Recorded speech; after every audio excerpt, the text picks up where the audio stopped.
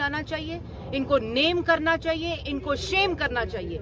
ये जरूरी है इस वक्त कि ये पता चले कि ये किसने हरकत की है, ये जवाब दें और ये जवाब चेयरमैन सेनेट के इलेक्शन से पहले आना चाहिए।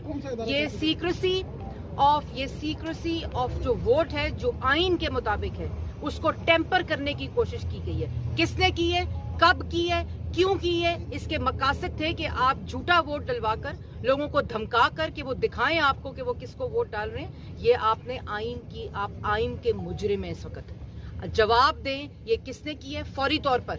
अवाम के सामने वो चेहरे भी आने चाहिए और अवाम के सामने वो नाम भी आने चाहिए। और यहाँ प्रेस क्लब में बैठकर अभी 2 किराए के तर्जुमान डुगडुगी बजा रहे थे।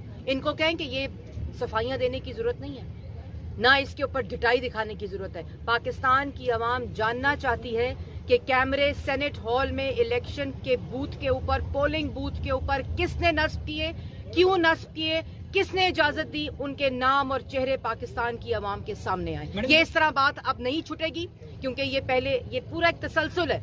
2018 के RTS को बिठाने से लेकर आज सेनेट के पोलिंग बूथ के ऊपर कैमरे लगाने तक वोट चोरी जारी है। और इसी तरह पाकिस्तान मुस्लिम लीग नून इन वोट चोरों को बेनकाब करती रहेगी।